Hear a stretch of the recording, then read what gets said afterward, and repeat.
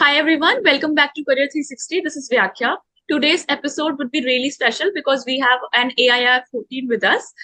Today we have Vaibhav with us. He is here to share his preparation plan and also his life at Sydenham. Welcome, Vaibhav.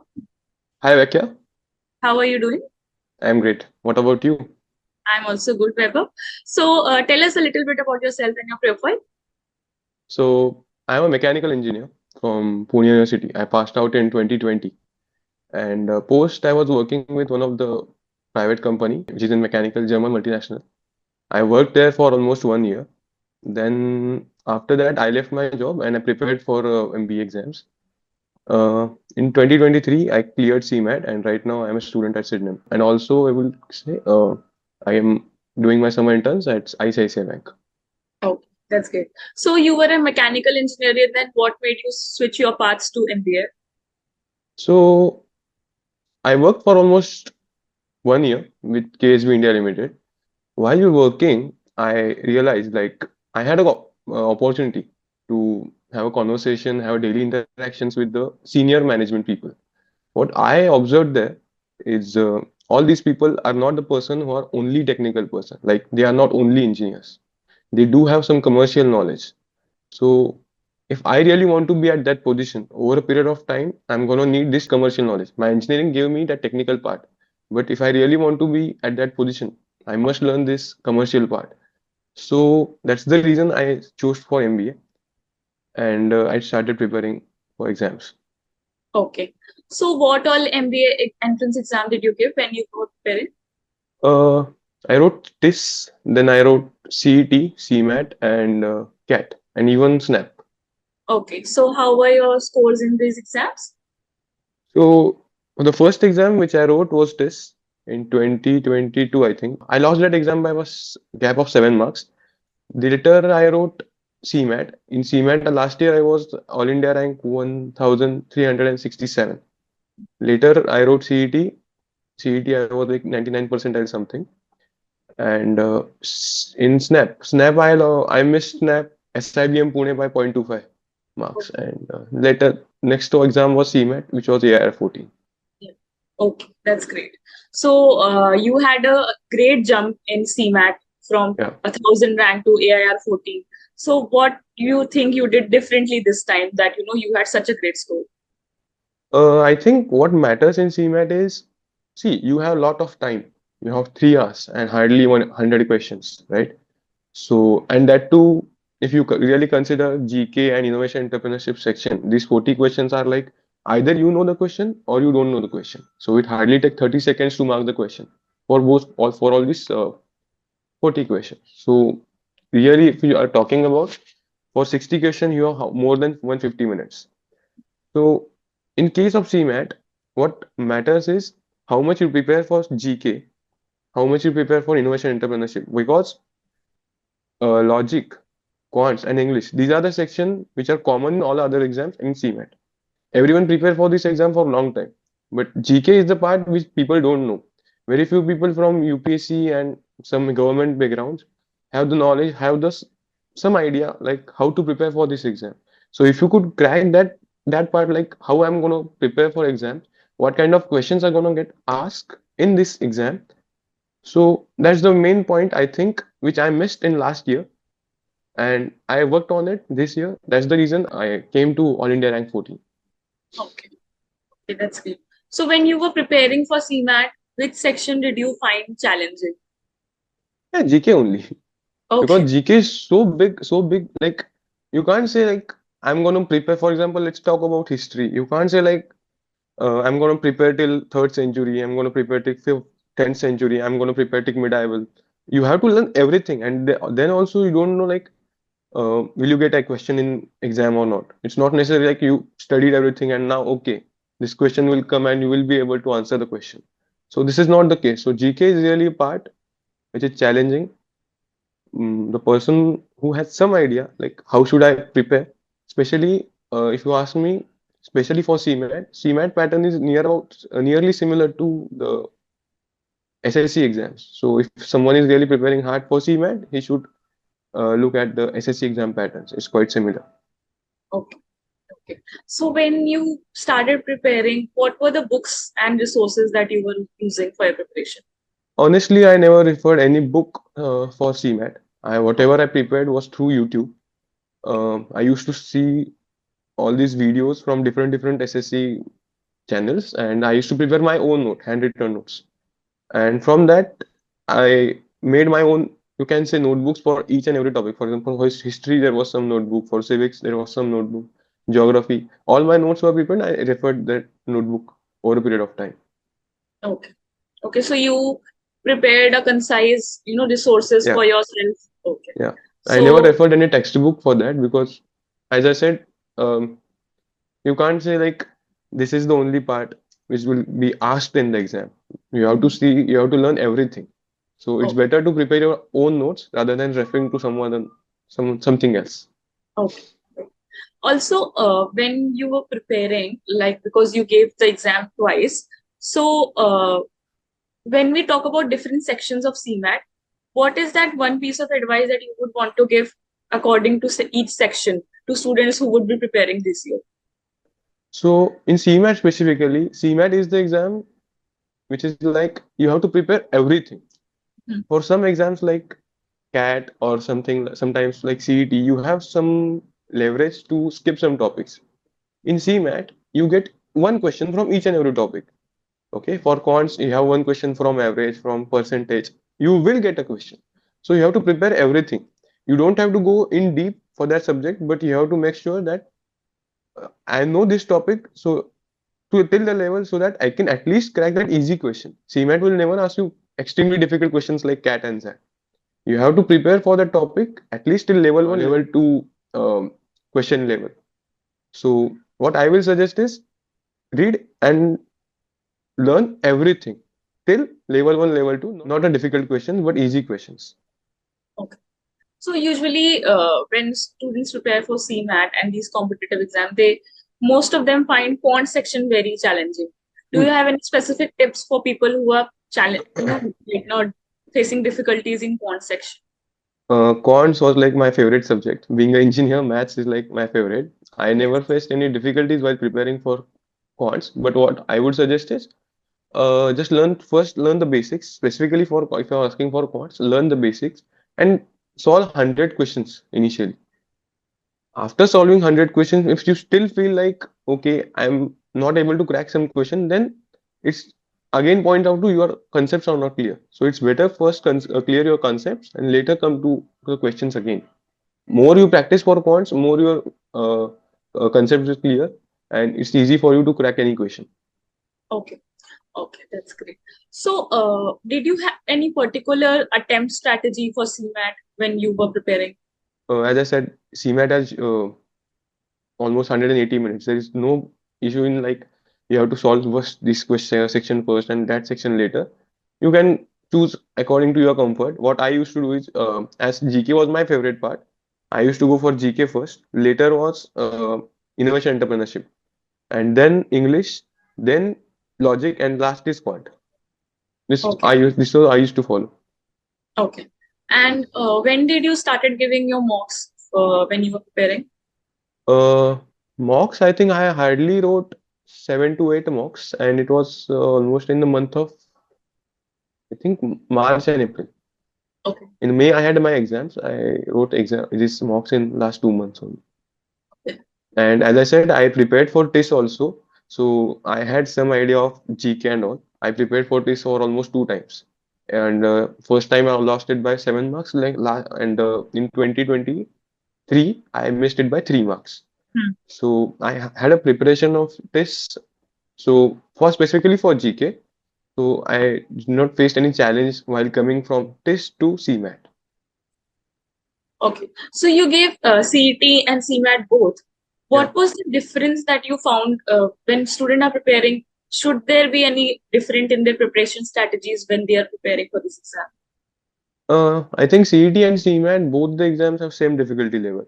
What matters is in CET you have only 45 seconds per question, and in CMAT you have a lot of time. Again, as I said, in CET you have some leverage of leaving some topics. In CMAT you don't have it. So it's better to prepare those topics which you left in CET, prepare it, and then go for exam. Okay. Don't leave any topic or specific part of any subject, so that you will be on safer side. Okay. Okay. Then there are students who are unaware about the process post exam. So how is the admission process post you give your exam? So through CMAT, what I targeted was Jamnadas Bajaj and Sydenham. These are the only two colleges which I used to think about while giving a CMAT also. Uh, Through CMAT, I think you have some good colleges like NIBM Pune, then your KJ Somaiya, Jim Goa, and Great Lakes Chennai also takes the CMAT score. So if someone is targeting all these colleges, so that process is completely different, and the process which is for Sydenham and Jamnadas Bajaj is completely different. What I know, I will tell you about is process for Jamnadas Bajaj and Sydenham. I don't know about the process of all these colleges. So let me tell you how it goes. Once you get your result, uh, along with the cap round process start for CET and CMA for CET after CET. In cap round process, you have to fill one registration form. In that registration form, you have the options like which exams you wrote. In that, you can for specifically for the colleges which come under this CET cell, you have options of MAT, CAT, then CMAT, and CET. You can fill your scores in your registration form, and based on your scores, you get your All India ranking and your Maharashtra ranking. Based on your ranking, you get the college. So when I applied for Sydenham and Jamnadas Bajaj, I was in All India ranking. Though I am a Maharashtrian, though I have a domicile of Maharashtra, I was considered as an All India candidate for Sydenham, and I got my seat through All India category because I Okay. wrote the CMAT. I Okay. applied to CMAT score. Okay. Again, one more point I will tell you is if someone has written CET exam and CMAT, in both the exams, suppose someone got uh, 99 points, suppose 68 in CET and 99.99 in CMAT. In that case, process will consider your better score. For example, in CMAT you got 99.99, so process will that CET cell will consider a 99.99 score, and it will neglect your 99.68. And through 99.99, you will get your seat. Okay. So when you got your result and you finally saw your name that you converted Sydenham, how was the feeling? What was that day like? Initially, means I can't say, I don't, I totally remember that day, but I don't think I could be able to express that day. Means almost the journey was for almost 1 year. I prepared for exams. I missed by point. As I said, I missed point SIBM Pune by 0.25, TIS by 3 marks. So it was like unexpected thing. Uh, Getting all India rank voting is just really a big thing, and you can't express these things by words. It's just the experience. When you share this your scores with your parents, and suddenly that happiness comes on their face. All these are just the memories. One should experience these memories. This is what I would say. Okay. So when you entered Sydenham, how was your first day like? How was what was going on in your head? So MBA journey at Sydenham is really means great journey. So this was the first time I came out of my hometown. For almost 23, 24 years, I was at Pune. I did my education, schooling, and everything in Pune only. And the first time I came to Mumbai. And honestly, Mumbai taught me a lot. MBA taught me a lot. The way I was at Pune, the way I used to think, the way I used to do the things in Pune, and the way I am in Mumbai, it completely changed me. MBA helped me to uh, grow, help me to improve my personality also. The specifically in Sydenham, you have a lot of opportunities. You have the best of the best minds at Sydenham. Best of the best faculties came to teach you. Even seniors are great, really, really great. So the thing which we say peer-to-peer learning, this is the thing which we see at Sydenham. Sydenham being a student-driven college, everything which is going on in college has been handled by the students only. We don't have uh, admin staff to go and do the process. Let it be anything like right from placement committee till uh, the administration of college, everything has been handled by this student committees only. So you have a lot of opportunities in Sydenham, lot to gain, lot to learn. Only thing is just come to the college and you will enjoy the thing, enjoy the process. Okay. So I interviewed someone from Sydenham last week, and they also said that it's a student-run campus. So what do you mean when you say that it's a student-driven campus? Can you explain a little bit about that? Student-driven campus is like you don't have, see, when we used to be at engineering colleges, college used to decide which lecture is going to be today, who is going to come, who is going to teach you, which professor will teach you specific subject. Then which fest will be conducted in the particular month? How this fest is going to be? Any competition or all this part, which used to be managed by college. In Sydenham, everything is done by students only. We have different, almost 11 committees, with each and every committee having 7 to 8 students, sometimes 10 students. All these committees decide who is going to come to the college. Suppose there is a guest lecture, student connect to the guest, that uh, guest faculty. They invite the person. Once he come to the college, whatever process means, once he come to the college, how the process is going to be, means how they are going to uh, conduct the lecture, how for how much time they will speak, what topics are going to be included in the total conversation. Everything has been decided by this committee. Everything is decided by these committees only. So this is what the special thing about the Sydenham. Uh, Sydenham allows students, gives students opportunities to this level. Like last year, we have one of the CEOs or MDs from Big Four. Just imagine a guy from a MBA college who is just a first year student is interacting with a person who is CEO or MD from Big Four. So it's such a big opportunity which Sydenham gives you, and this is what the special thing about the Sydenham. Okay. So you talked about peer learning. How important do you think networking is when someone is pursuing their MBA? Networking, uh, peer learning and networking. I think this is the most important part of your MBA journey. Over a period, once you come out of college, you don't know, like, placement is the one thing, it will get you to some company, but what after that, right?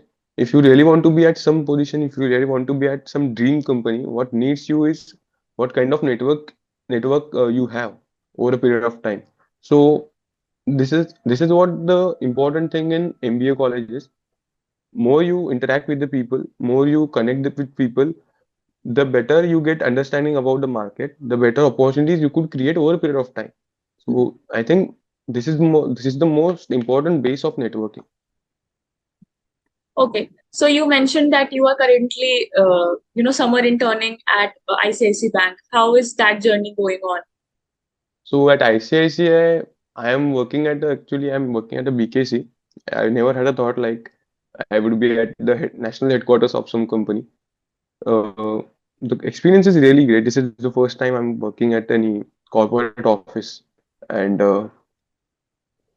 really great experience. Lot to learn. All the colleagues who are there, as right means right from seniors till the people, all my peers. All these are guys are from IIMs, and mostly IT. I am this kind of combinations you see.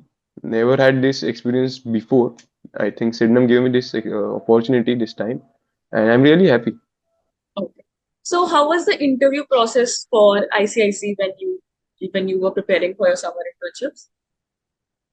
Okay, so I say as a Sydenham, Sydenham is a college which takes you through 99 point something percentile. So they did not take any aptitude test Okay. because all the people are in the college or has already scored a good marks in the competitive exam. So process started with general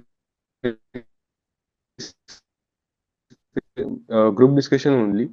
We had some scenario of one person is coming to the bank and he has some problems. So being a person who was working in a bank, how will you tackle with that person? How will you engage with that person?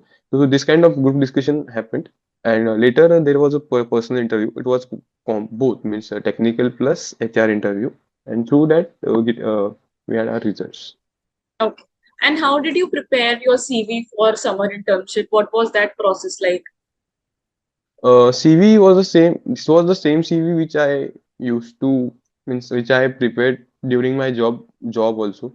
Uh, I did some courses over a period of time. I just added that, and I did not change my CV to means huge extent. So it was same which I used to carry for my job interviews. Okay. And in the interview, was there some peculiar sort of question that they asked or any anecdote that you remember?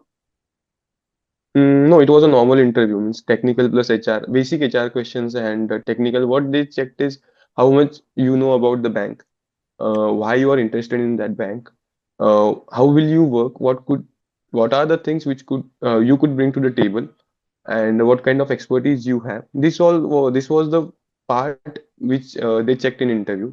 I don't think it was extremely stressful interview or uh, difficult interview in that manner. It was quite easy. Since you gave a lot of exams, what you usually, like you said that you missed the first one with few marks in test, and then so this happens with a lot of students, and then they get demotivated. So because you stepped, you missed one exam, but then you again performed really well in another exam and got an AIR 14. So how do you think students should stay motivated when they see a low score in their mock, or form form a little less in some of the exams? So for this question, I would only say what the only thing which motivated me over a period of time was I came from a very simple college in my undergrad. Um, it was not a big brand or anything. What I wish to be is like if I'm doing my MBA, this is going to be my last degree, and branded for life is the one concept which we heard in day-to-day life. So what I want always thought about that I want to be that person who has some tag over a period, uh, like AI 14 or person from SIMSREE. This was the thing which motivated me. Though it happens with many of the means it happened with me, it happened with everything, like every person. Like it's not necessary like you gave the exam and you're going to go and crack that exam. It's not that easy. These things happen, but what matters is what's your aim is. For me, that aim was I want to be a person who is branded for life. This was my driving factor, and that's the only thing which motivated me over a period of time. Though I got in some exams I got low scores, all everything it happened, but this was the things like okay, let's do it. This was the main thing. I want this thing in my life. If I really want to be at that position, I have to struggle. I have to work on myself. I want have to be best. So if I put that much amount of effort, then only I would be able to sit at that chair. So this was the main thing which motivated me over a period. Okay. And when you were preparing, were you also working at the same time? No, I was not working. So you took off for Great preparing. gap of almost 1 year. Okay. And how many hours did you used to devote to your preparation daily? So you can say almost 7 to 8 hours. Okay. Okay. And you divided these hours like according to different sections? Generally, what I used to do is for 2 hours quant, for 2 hours English, and for 2 hours general knowledge. Sometimes for logic also. It's not fixed like in morning I will do this only, in evening I will do this only. This was never fixed. Whatever I used to feel in the morning, I used to go for it. You said you were using YouTube channels for your preparation. So for topics like logical reasoning and English, what resources were you using? Were you reading newspapers or editorials? So specifically for CMAT, I used YouTube channels, and while initial part of my preparation, I joined time classes. So for quants, logic, and English, whatever I prepared through their notes and their material. For general knowledge, I totally referred to the YouTube channels. So if you ask me about general for, I will specifically tell you because what matters in CMAT is general knowledge part. So for general knowledge, what I used to refer is for current affairs. There was one class called Percham classes and Adda 24. I used to refer these classes. And For static GK, what I used to do is for in any SSC channel, you have like marathon sessions for static GK part. For example, marathon session of almost 7 to 8 hours for history, marathon session for almost 3 hours for geography, for almost 5 to 6 hours for polity. I used to watch these sessions. I used to prepare my own notes, and I used to revise it over a period of time. Okay, that's great. So right now, as you said, you are interning at a banking sector firm. So do you see yourself over there post your MBA, and what do you think about your future plans post MBA? Even I'm not sure.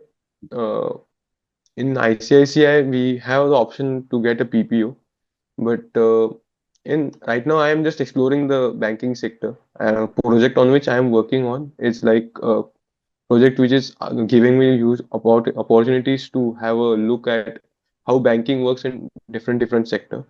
So right now, I'm not sure, but definitely I will think about uh, getting a PPO. And if not, Sydenham again gives you huge opportunities. Like you have your placement season from almost month of July. So a lot of opportunities are there. Let's see how it goes. Okay, best of luck. So, there were students who would be giving CMAT this year. What is that one piece of advice that you would want to share to them for the exam day? So just be confident. As I said, prepare everything. No, there should not be any part which you add while giving exam. You should not feel like, oh, I missed this part. This should not happen with you. Just prepare for everything. Last year, I remember what happened. First time it happened in Sydney, in CMAT was you usually it used to happen for GK section. There used to be like there was question one-liner question, and you have option A, B, C, D. Last year, they changed the pattern for specifically for GK, and they made it like you have the question, you have A, B, C, D, and then you have the answers like A, B, B, C, D, A, B, B, A, B, C, D, and none of this. Something they mixed this brought this kind of question type. So, and in this type of questions, what was necessary is you have to know which is correct answer, plus you should know what is which is not a right option given in this question. So anything could happen on the last day. You never know. So just be prepared for anything. Be prepared for worst. Uh, Try to learn as much as possible, specifically in GK. In innovation entrepreneurship also, I missed to at that part. I For innovation entrepreneurship, I used to refer to an academy, Ronak Shah's playlist. Whatever I scored, I think I scored 99.90 percentile in 91 percentile in innovation entrepreneurship, and I totally agree. All these scores.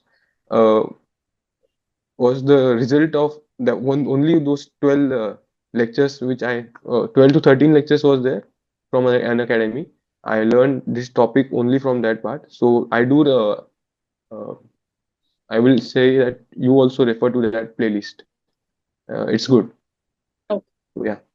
Okay. So, Vaibhav, right from preparing for the exam and so to now studying at Sydenham, how would you describe your journey so far? So the complete journey was like, will I be able to crack? Will I be the person who will be sitting one day at that college, in that college? And right now I am here. So for everyone who is preparing, what I will say is it will happen. Be confident, be consistent in your efforts. Not necessarily like in one exam you didn't get, you couldn't score. It will happen one day. Just be confident and keep going on. That's great. So, Vaibhav, thank you so much for giving us your time today. We'd love to have you again on the channel. Sure. Thank you so much for joining us today. Have a nice day.